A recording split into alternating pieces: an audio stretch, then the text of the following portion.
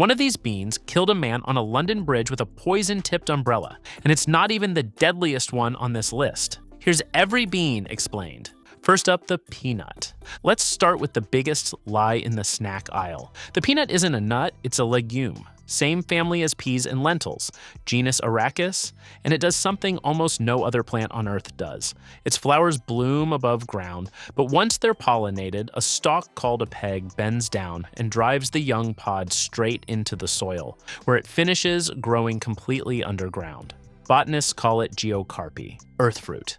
Peanuts trace back roughly 7,600 years in Peru, where the Moche buried their dead with gold peanut jewelry. Portuguese traders carried them to Africa in the 1500s, then slave ships brought them back to North America, where they were called goobers, a word borrowed from a Central African language. George Washington Carver didn't invent peanut butter, but he taught the South to rotate peanuts with cotton to save worn-out soil. The catch: growing underground makes peanuts a magnet for a mold that produces aflatoxin, one of the strongest natural carcinogens known, a dark start for a lunchbox staple. The soybean almost became a car. You know it as edamame, but its wildest chapter is mechanical. In 1941, Henry Ford unveiled a car with body panels made from soy-based plastic, 1,000 pounds lighter than steel, and famously swung an axe at the trunk lid to prove it wouldn't dent. World War II killed the project, and the exact formula was never written down again. Raw soybeans are actually mildly toxic.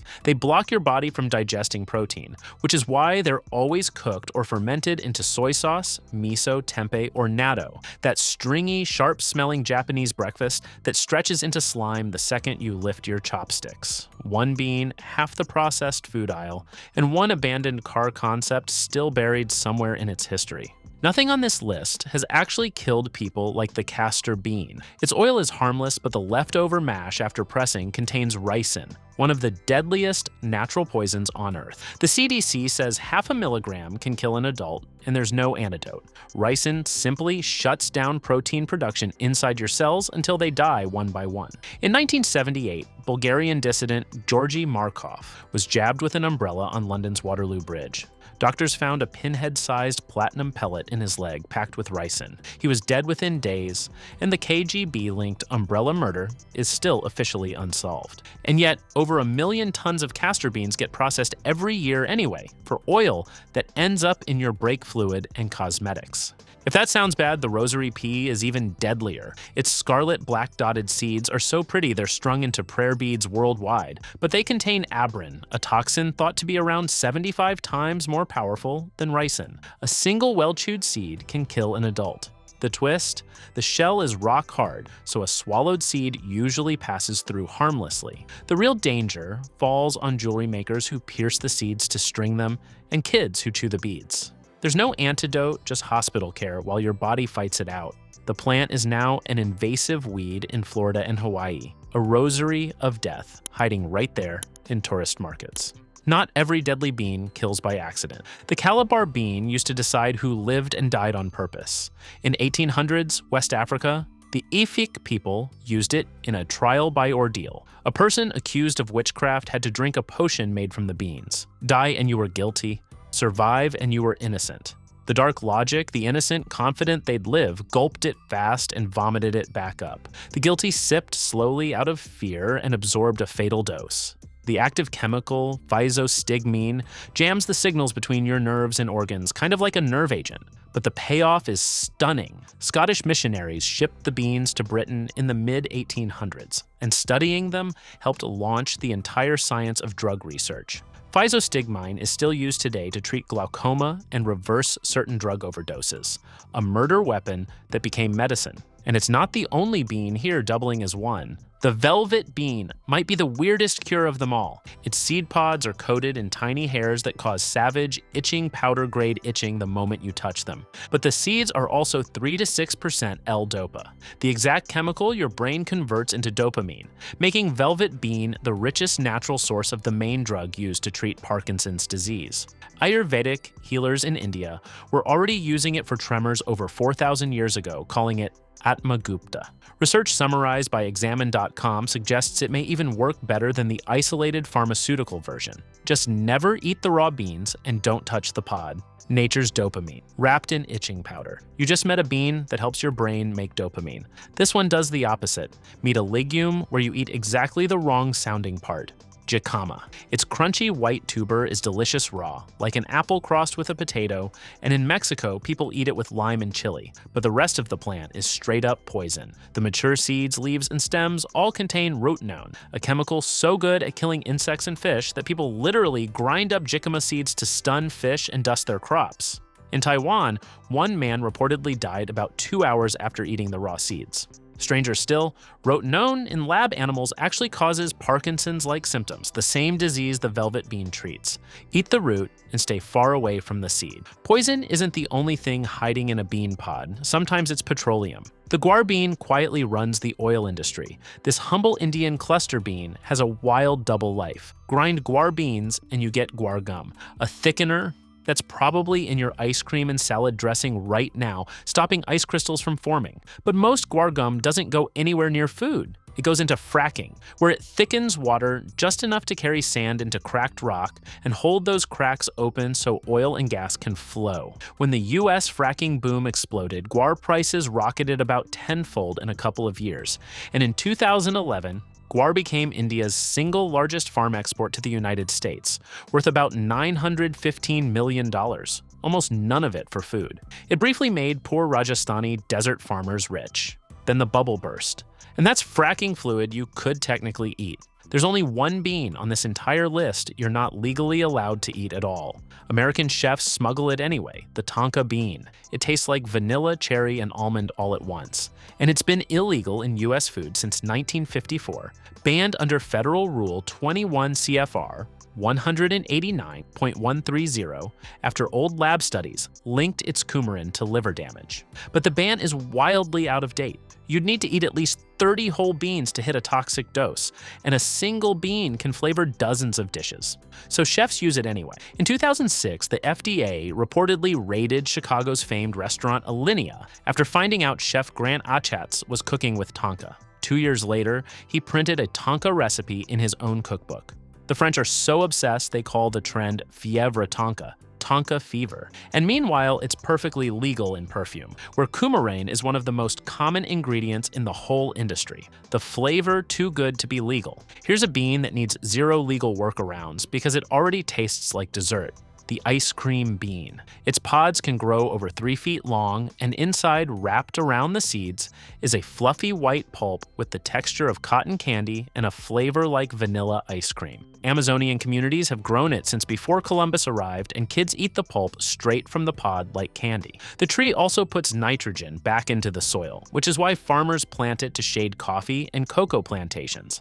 And it lives in a partnership with ants that patrol the tree in exchange for free nectar. One warning, the raw seeds are toxic and they're almost comically eager to live. They often sprout inside the pod before it's even picked, then lose the ability to grow within just a few days.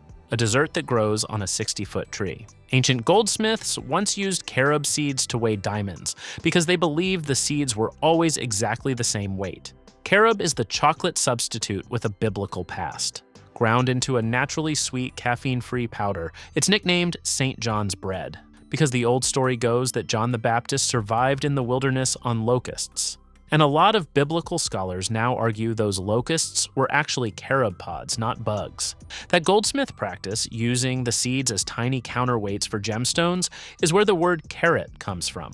Diamonds weighed against beans. Chocolate's ancient, oddly powerful cousin. The cocoa bean is technically a seed, and once it was actual money. To the Aztecs and Maya, cocoa beans literally were currency. Colonial records show about 100 cocoa beans could buy a whole turkey, and a single tomato cost just 1 bean. And where there's money, there's counterfeiting. Aztec crooks would hollow out cocoa beans and refill the shells with mud, or mold convincing fakes out of wax and amaranth dough, a scam recorded in a 500-year-old Aztec text. It might be the world's first documented case of counterfeit cash. When the Spanish arrived, they realized they could pay their workers in cacao and keep the silver for themselves. So the gold-hungry conquistadors ended up paying their bills in chocolate. Cocoa was still trading as small change in Central American markets into the 1850s. the only currency you could drink. The world's most popular flavor almost didn't exist because for centuries only one insect on Earth could pollinate the plant that makes it. The vanilla bean comes from an orchid native to Mexico, where the Totonac people cultivated it, and only one creature could reliably pollinate it, the Melipona bee. Ship the plant anywhere else on Earth and it flowered beautifully, but produced 0 beans because its bee wasn't there. Then in 1841, a 12-year-old enslaved boy on the island of Réunion named Edmund Albius invented a shockingly simple hand pollination trick. Lift a tiny flap inside the flower with a sliver of bamboo, then press pollen to stigma with your thumb. That single gesture built the entire global vanilla industry, and it's still done exactly that way today. Madagascar is now the vanilla capital of the world, all thanks to a technique invented by an enslaved child. Albius died poor and forgotten in 1880. Only after his death did France officially admit that a barely educated 12-year-old had solved a puzzle that had beaten Europe's top botanists for 3 straight centuries. Most Americans actually grow the scarlet runner bean and never think to eat it. Native to the mountains of Central America, it produces blazing red flowers. Hummingbirds can't resist, so in the US, it gets sold as a decorative vine or grown-up children's bean teepees.